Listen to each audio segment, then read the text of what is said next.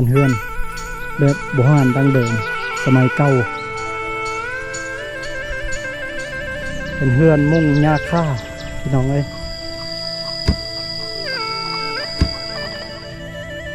เป็นหมู่บ้านที่ว่าบ่มีไฟฟ้าใช้ได้พี่น้องเอ้ยพออยู่น้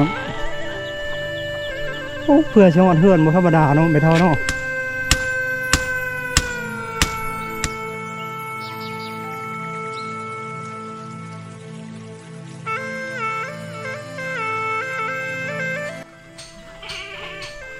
สบายดีสวัสดีอีกครั้งหนึ่งเนาะตอนนี้บรัดเดินทางเข้ามาฮอดหมู่บ้านลัดเตืองพี่น้องเอ้ยเขตชนบทแห่งหนึ่งของเมืองเซโปนแขวงสะเขตเนาะวิดีโอนี้ถือว่าจะพาทุกคนเลาะชมเบิ่งวิถีชีวิตของชาวบ้านเนาะเลาะเบิ่งบรรยากาศหมู่บ้านในยามบ่ายสองว่าเขาเจ้าเฮ็ดหยังตกสู่ฤดูกาลไหม้แล้วพี่น้องเอ้ยก้าวเข้าสู่ฤดูกาลทำการผลิตนั่นก็คือการปลูกเขาให้การปลูกเครื่องปลูกของฟังอย่างต่างๆถือว่าฤดูนี้แหละพอฤดูนี้ถือเป็นฤดูเดือนพฤษภาปี2026แล้วทัวร์ได้ก็สิพาทุกคนเลาะเบิ่งเนาะไปทุกคนขี่เลาะๆเลยได้พอบ้านเขาเจ้ายาวไปหมดเลยเดี๋ยวเวลาจะพาพี่น้องขี่เลาะส้มนำกันเลยเนาะบรรยากาศหมู่บ้านเป็นอย่างไรเพื่อนแบบโบราณดั้งเดิมสมัยเก่า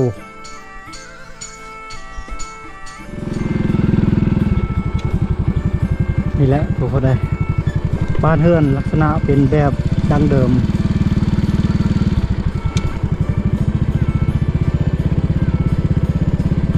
เป็นหมู่บ้านอีกหมู่บ้านหนึ่งที่ว่าน่าอยู่ได้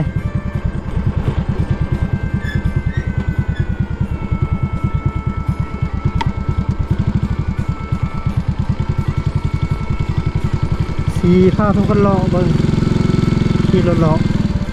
กว่าเป็นบ้านยาวไปเลยเขาจะย่างในย่างบวยเลยพี่น้องที่เลาะเลยแหละในช่วงอากาศร้อนๆแดดแห้งๆแบบนี้ตอนนี้เวลาบ่าย3 โมงยั่ง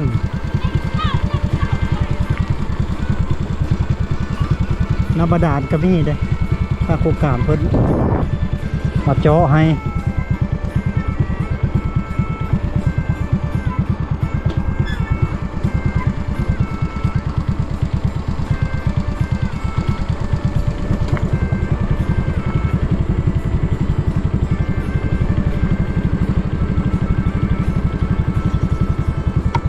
เหินภูเขาเลยอยู่แคมป์ห้วยนี่เลยฝั่งนี้ก็มีอีก1 จุดนี่น้ำบาดาล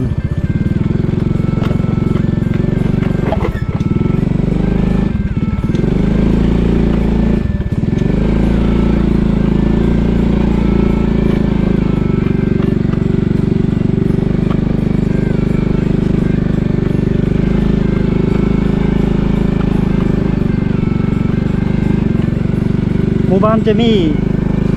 โน่น2 โน่นโน่นภาคนั้นแล้วก็โน่นภาคนี้เราไปโอ้บ่อนดีคักเลย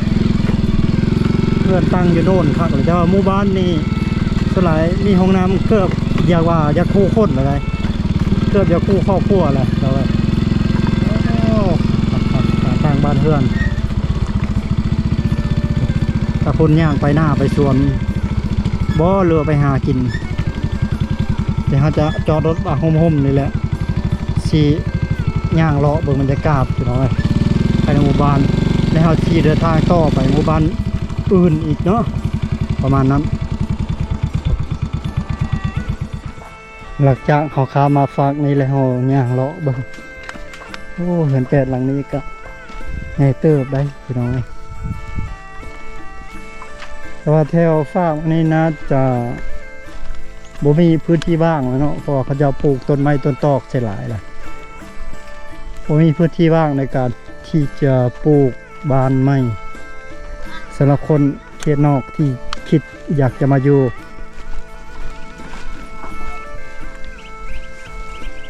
ทีมงานหาคาเป็นทายแล้ว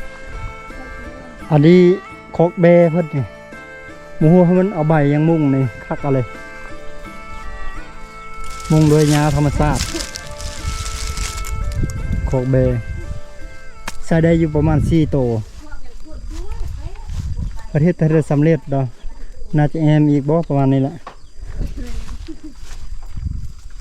โอ้กำลังฟัดเข้าบ่ฟัดเข้าตามเข้าจักโตเพิ่นให้เบอะ แบะ เพิ่นช่วยเหลือบ่ ของการเคย ของการช่วยเหลือได้2โตวให้มาเลี้ยงเนาะโดย เห็นกลับ อ๋อ เกือกจาง ตามเข้าตากแล้วก็ตำเนาะโดย อยู่ตัวอยู่บ่เป็นอันตะมันอันเขาตะกี้เนี่ย เฮ็ดบ่ได้เข้าแล้ว โดย ใช่พอค่อยไปแล้วเราบ่เห็นมันเท่าแล้ว มาได้ไอายเฮ็ดยังไงโอ้เฮ็ดคักประเทศขอไก่นะพ่อตัวแน่นาทาวดเนาะถากอีกอันนี้แบบจักสตินเลยใช้ได้อยู่ประมาณ100โตเต็มนี่ไก่ โอ้นะ10ตัวชาวโต 10บ่ ไก่เขาเอง ตัวนี้แบบยกได้ดิเนาะเฮ็ดแล้วนี่ยกไปบนอื่นก็ได้นี่เนาะ เขาจะเฮ็ดใหญ่บนอื่น เออเฮ็ดนี่เฮ็ดอาศัยโฮมซื้อๆนี่เฮ็ดแล้วยังยกไปคัก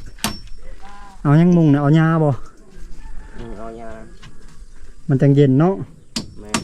ขอกไก่โอ้บัดสิจับมันสิบ่ยากใช่บ่นี่มันต่ำโพดพื้นนี่กับนี่มันเฮาสิเอาไก่อะบ่ยากบ่ ยากดอก สบายเนาะ ยากตอนมันบ่มีนี่เนาะ เออบรรยากาศหมู่บ้านต้นกล้วยหลาย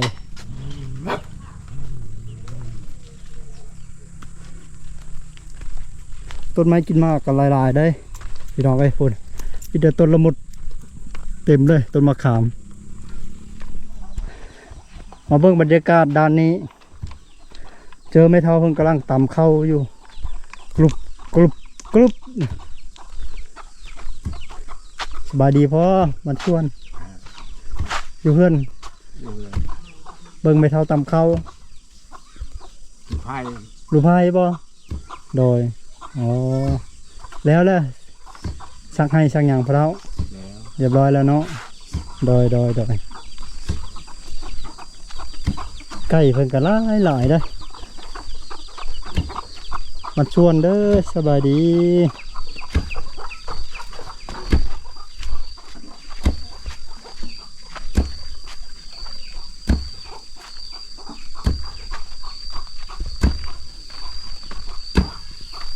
กำลังตำไม้อยู่เนาะ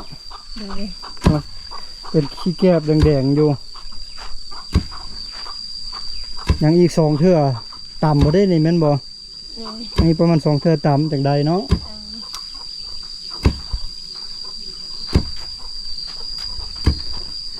วิธีเล่าดังเดิมยังปรากฏเห็นในซุ้มชนเขตนอกหมู่บ้านที่ประธานได้มีไฟฟ้าเข้ามาถึงตามทุกมื้อหรือบ่แม่ โดย อ๋ออันนี้เฮ็ดหยังอันนี้แม่ ขอกไก่ โอ้เห็ดคักเนาะว้าโซแบบยกย้ายไปเลยก็ได้เนาะแบบบ่ได้ฝังเสาเนาะ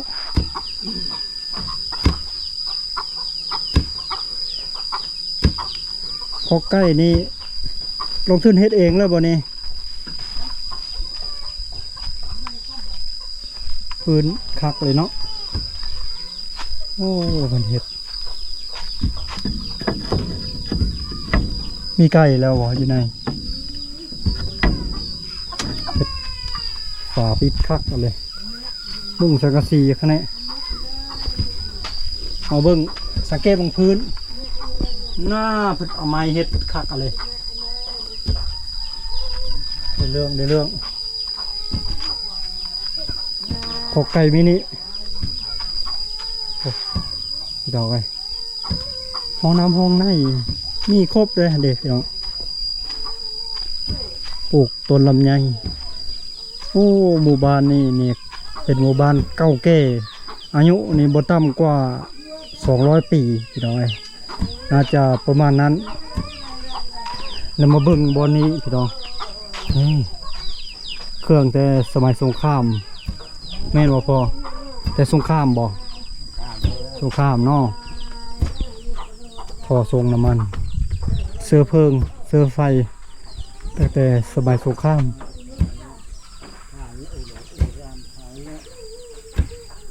ต้นมะขามครับต้นใหญ่ๆต้นมะมีเป็นหมู่บ้านที่ว่าปลูกคือปลูกหลายพี่ดอกเลยโอ้เห็นเพิ่นนั้นหาบน้ำไปเบิ่งเพิ่นหาบน้ำโอ้ว่าสิหาบไปใส่นะ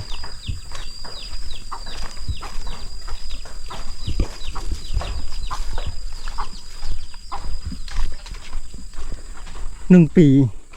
ที่บริมาเยี่ยมยามเยี่ยมเยือนบ้านละเตืองอย่างนี้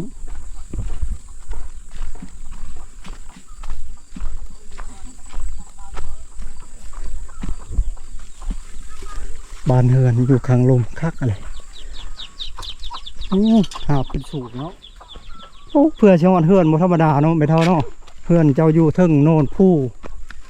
แต่ว่าคักอะไรเนาะบ่อนตังแน่ๆเห็นมาเลยทางลมเอามาไว้เฮือนครัวนี้อ๋อหาละย่างตัวเป้ายังเมื่อยเลย สบายดีอ้ายเฮ็ดหยังอ้ายเฮ็ดหยังอยู่ เฮ็ดคอกไก่เนี่ย เฮ็ดข้าวไก่อ๋ออยู่ลุ่มมันว่าอยากบอกเบิ่งเขาจับซอยมะเอาโอ้นักเติบเนาะ นัก โอ้จักลิตรนี่ตัวนี้โบแมน5 ลิตร 6 ลิตรบ่น่าจะ6 ลิตรตัวนี้เนาะตัวนี้อีกตัวนี้ก็ประมาณ7 ลิตรหรือ8 ลิตรแล้วตัวนี้รวมกันเป็น10 ปาลิตรสมควรอยู่อ๋อเห็ดจุดนั้นเนาะขอไก่นะเพื่อนเจ้านี่ไอ นี่ โอ้ขออนุญาตขอโทษอันนั้นแขนเจ้านะเกิดอุบัติเหตุบ่เลือกเป็นแต่เกิด ก็แต่ถึกระเบิดแต่อายุ15 ปีเนี่ย อ๋อถึกระเบิด ถึกระเบิด แต่อายุ15 ปี อ๋อเลยเสียแขนเบื้องขวาเนาะโดยแต่ว่าเจ้ายังเฮ็ดเวียกได้ปกติเนาะอันนี้เจ้าเฮ็ดเองมานี่ เฮ็ดเองอันนี้ อันนี้เจ้าสิมุ่ง กลางคอกนี่แหละ มุ่งขอไก่อ๋อนี่เฮือนของเพิ่นอันขออนุญาตอีกเจ้าก็มีเมียมีลูก เมียเฮานี่ อ๋อเมียเจ้านั้นอ๋อแล้วลูก เฮานี่ ลูกจะคนลูก ช่อง ลูก2 คนโอ้ หนึ่งเอาพัวแล้ว โดยลูก2 คนเพิ่นเอาผัวแล้วเนาะแล้ววันนี้เจ้าแขนเดียวเนาะแขนเดียวที่ยังครบนะที่ใช้งานปกติแค่เดียวจะเฮ็ดเฮือนหลังบางใหญ่ได้เนาะถือว่าเก่งสมควรเลยได้ เฮ็ดเองเฮือนเท่านี้ เฮ็ดเองเลยโอ้เก่งหลายบ่ดีอันเฮือนอายเพิ่นดีตบแต่งมันบ่เพิ่นปลูกดอกไม้ประดับประดาให้สวยงามโอ้อันดอกไม้กำลังบาน สร้างเอง ฝาได้สารเองบ่เดี๋ยวขออนุญาต เฮาโตเอง ขออนุญาตถ่ายเด้อโอ้เพิ่นปลูกประดับประดาเนาะดอกไม้ดอกไม้โอ้นี่อายเพิ่นนี่มักความสวยความงามเด้อ นี่เพิ่นปลูกโอ้คักอะไรดอกไม้สารละเอียดเลยโก้เอาอิฐโก้อ๋อนี่ดอกคูณเขานั้นดอกคูณเวียด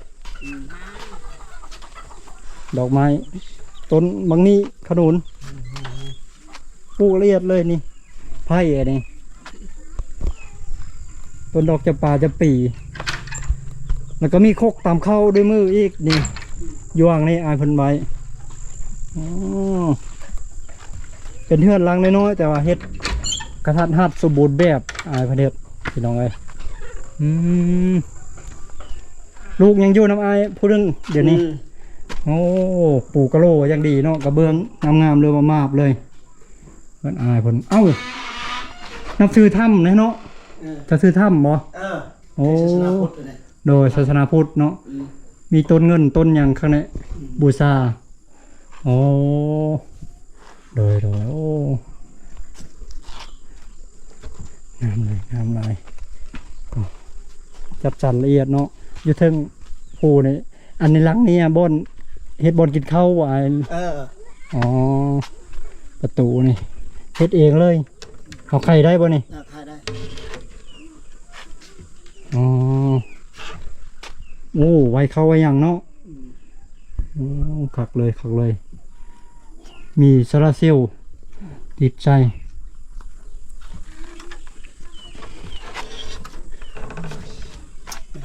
แดดแห้งเนาะอันโบกฟ้านะก็โบกเองไว้ เฮ็ดเองหมด อ๋อ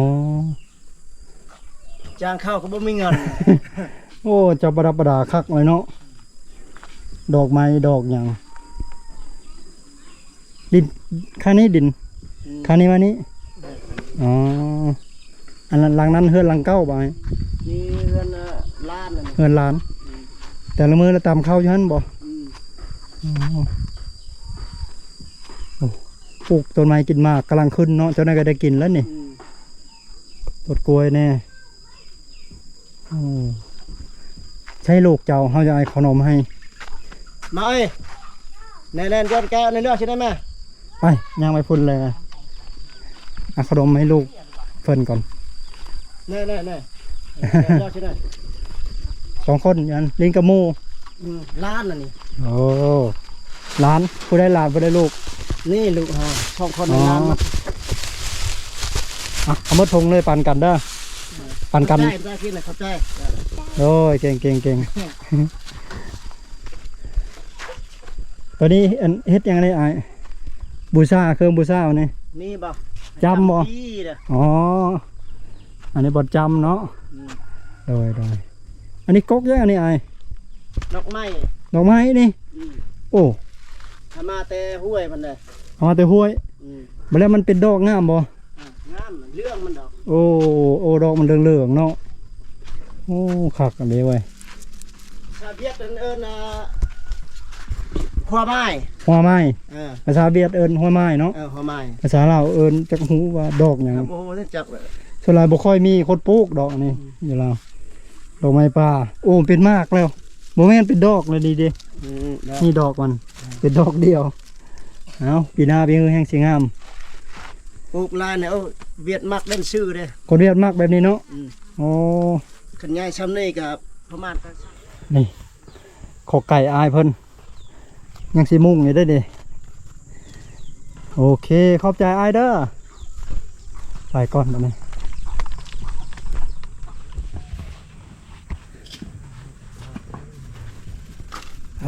ฮ้อนๆสบายได้อ้ายเฮ็ดหยังอยู่อ้าย เข้าใกล้ โอ้ปลาแข่งขันกันเฮ็ดข้อไก่ช่วงนี้เนาะไฟกันสิแล้วแล้วเด้อบัดนี้บ่เต็มนี่เถอะได้200ตัวไก่เต็มนี่ โอ้เฮ็ดรุ่นแบบยกได้เนาะตีนบ่ได้ฝังเสาบ่ได้ฝังเอาเฟืองมุ่งเรียบร้อยแล้วบัดนี้ยังแต่เอาไก่มาใส่บัดนี้โอ้ไก่เป็นราคาเด้ส่งนี้เนาะตัวหนึงบ่แม่น100,000 100,000ปลายบ่ แม่นแล้ว 10ตัวก็ได้ล้านปลายเลยเด้ตัวนี้เฮ็ดหยังมันเฮ็ดล็อกประตูบ่เนี่ยนะอืม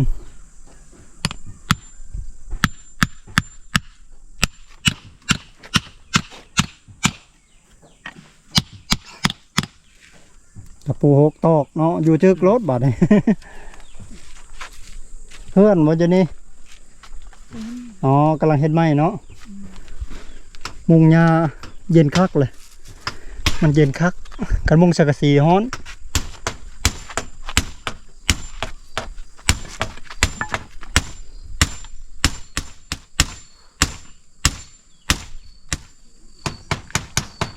เรียบร้อยแน่นตึก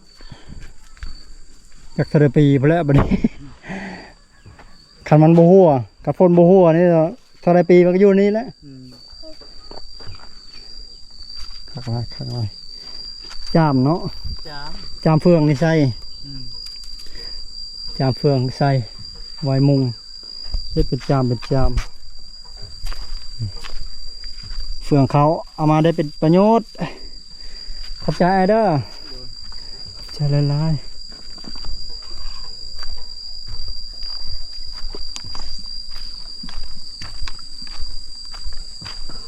ย่างมาภายในห่มเย็นดีขนาดเลยว้าว กินได้บ่เนี่ยนะ ได้กินน่ะ โอ้มักเดือใหญ่เนาะ มักเลือด ตัวนี้มักว่าเนี่ยมักว่าดงว่าป้าพี่น้องเอ้ย รสชาติ หวานฟาดปอกหน่อไม้หลายๆเนาะ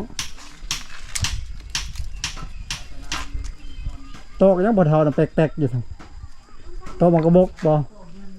แม่เอ็ดค่ะ จุดนั้นสิมีร้านค้าประจำหมู่บ้าน ขายข้าวต้มขนมขายเครื่องขายของสบายดีพ่อเฒ่าเฮ็ดหยังอยู่พ่อเฒ่า ไปดิตีเนาะ ตีโน ตีเนาะเสียหญ้า ตีโนตีเสียมเนาะ ตีเทียมเสียหญ้า โอ้ ให้ตีนะหญ้าชวน สีมือประดิษฐ์ของคนลาวเฮาเอง ผลิตเองใช้เอง เครื่องเสียหญ้าตีใช้อันตัวนี้เลยเนาะหัวกระสุนลูกปืนใหญ่ หัวลูกปืนใหญ่แล้วมันจะตีใส่เนาะพอเนาะ แม่นแล้ว ตัวนั้นจากหัวลูกปืนเอียงใหญ่พิลึกเลย ไงเนาะ ภูหินอันนี้หินธรรมชาติเนาะ เห็นธรรมชาติเห็นนี่ เสียหญ้าโดยขอบใจพ่อเด้อ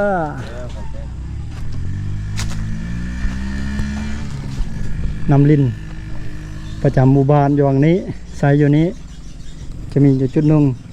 อยู่ฝากเบอร์นั้นจะมีจุดหนึ่งดอย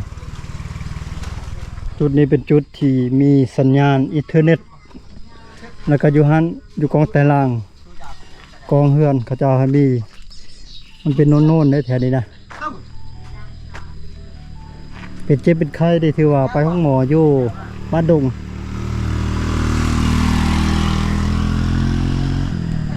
เส้นทางนี้มุ่งหน้าสู่จุดสุ่มละโกไปนี่อีกประมาณ30 กิโลเมตรจุดนี้หรือว่าสถานที่นี้บอดเพิ่นตามเข้าเนาะสบายดีบัดชวนเด้อมาสู่ผู้สู่คนแล้วเ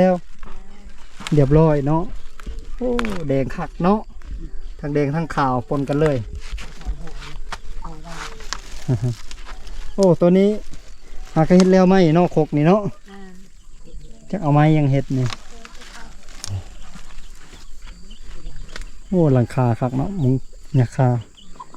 ขี้แกบฟัดลงนี้เลยเนาะให้ไก่ซากินปลูกบางนี่หลายเนาะแม่เนาะ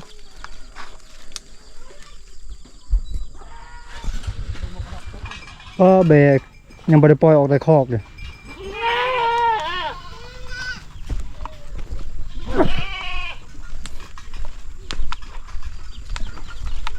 โอ้ห้องน้ำเนาะมีห้องน้ำใสแล้วสบายดีเด้อพ่อเด้อสบายดีเฮ็ดยังนี่พ่อ เฮ็ดคอกแม่ โอ้เฮ็ดคักแท้เนาะก็คิดว่าเจ้าสิเฮ็ดเฮือนครัวเฮือนหยังเลยว้าเราซ้ำเฮ็ดเฮือนคน สมันสิอยู่แบเด้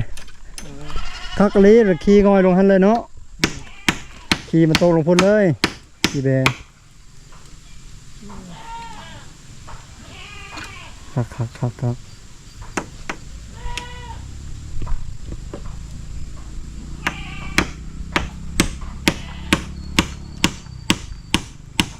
อยากโตะย่างเนาะไม้แข็งเนาะ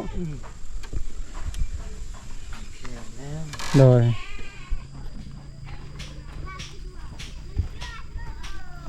เป็นหมู่บ้านของพี่น้องสุดพาบรูอาชีพหลักของชาวบ้านก็คือการเฮ็ดให้ปลูกข้าวแล้วก็เฮ็ดสวนปลูกมันพี่น้อยวัดบ่มีได้เพราะว่าเขาเจ้านับถือศาสนาอันนั้นเฮ้ยบ่แม่นศาสนาเนาะนับถือผีบรรพบุรุษเอาไว้จะมีการจำการเหยากันยังการไหว้ผีต่างๆกันแหละ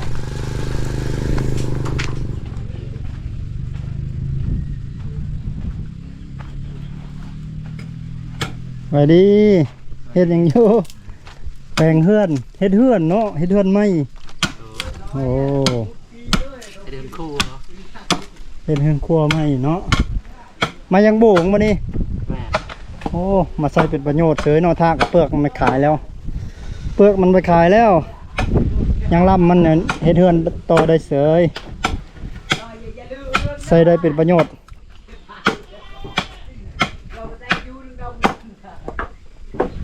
ใส่ฝาอยู่บ่นี่โอ้ใส่ฝามันก็ฮ้อนแล้ว คำว่าใส่เฮ็ดอันนี้ล่ะครับให้มันเย็นก็ว่าให้ลมพัดเข้าได้คือว่าแล้วจะเฮ็ดบนดังไฟเนาะดังไฟดังหยังเฮ็ดอยู่เฮ็ดกิน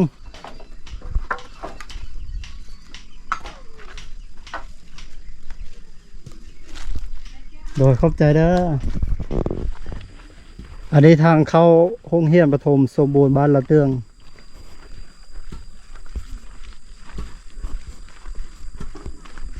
ไปทางลาดยางมาต่อยย่างดีได้โรงเรียนฮอดเลยพี่น้องเอ้ยโอ้เพิ่นกำลังตำข้าวอยู่ได้เดี๋ยวมาเบิ่งเพิ่นตำข้าวสบายดีบรรชวนโดยสบายดีเขาให้เนาะ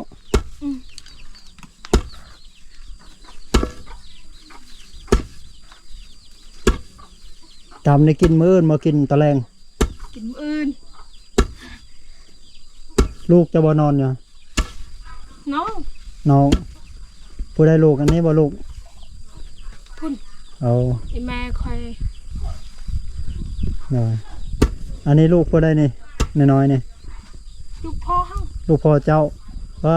เรายังได้ลูกน้อยอยู่พอจะเนาะ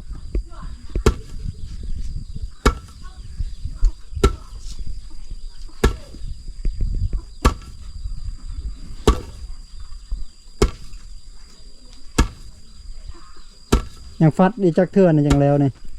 มีแล้วเลย แล้วเลยเนาะโอ้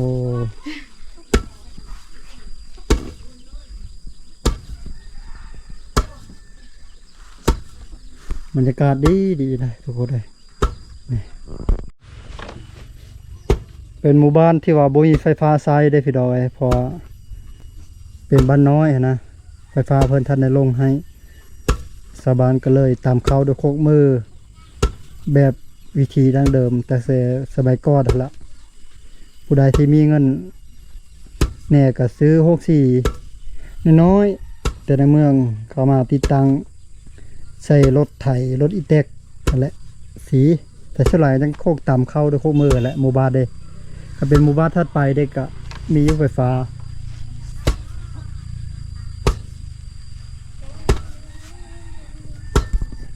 เอาขอบใจเด้อโอ้คักกันเลยเนาะเป็นเฮือนมุ่งหญ้าค่าพี่น้องเอ้ยทรงลาวดังเดิมตั้งแต่สมัยก่อนสมัยกีพอแหละพอปัจจุบันนี้เพิ่นก็ยังนำเขามาใส่อยู่คือเก่าพี่น้องเอ้ยนี่ทีมงานเฮากำลังเก็บข้อมูลอย่างละเอียดมาเบิ่งใบยาสูบพี่น้อง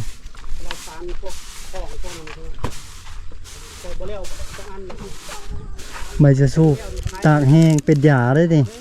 เป็นยารักษาโรคหรือว่า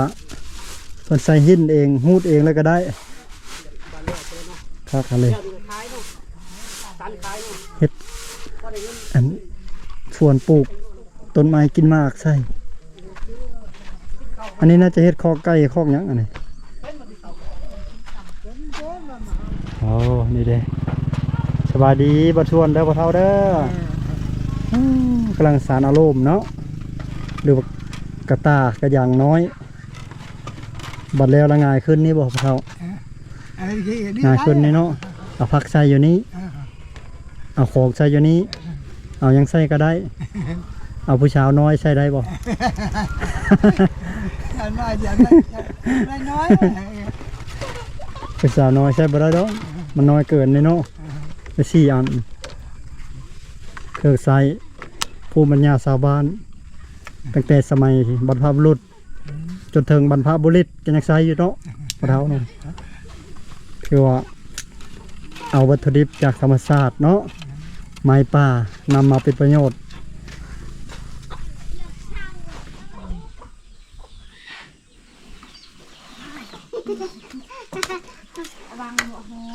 งามแล้วเนาะแม่เนาะหน่อไม้นะ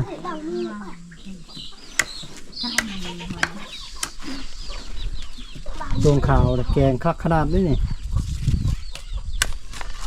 ไปหาไก่ว่าแม่ ไก่ เยอะบ่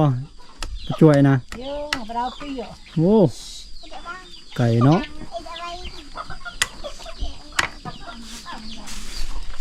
อากาศร้อนว้ามันมีเปื่อยเลยเนาะ ปัดเขาไก่เพิ่นกันหลายเนาะ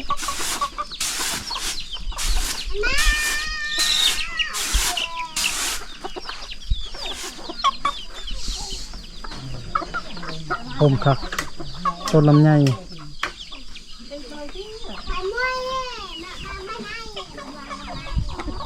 Không có bằng cái giờ tiếp nhỉ. Điều tay rồi này.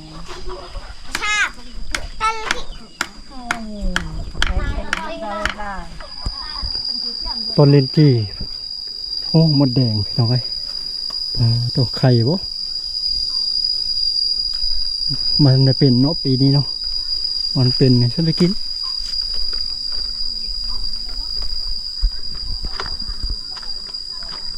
บรรยากาศดี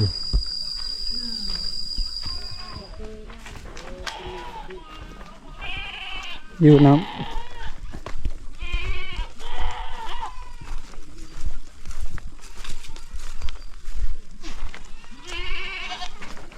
ทางน้ำกิน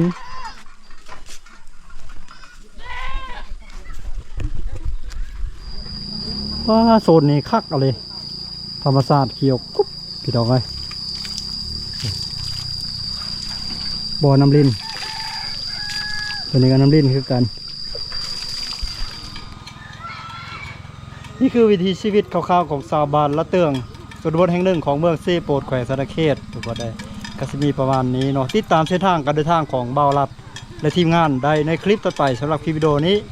ขอกล่าวคำว่าสำบายดีสวัสดีบ๊ายบายเดินทางต่อทุกคนเลย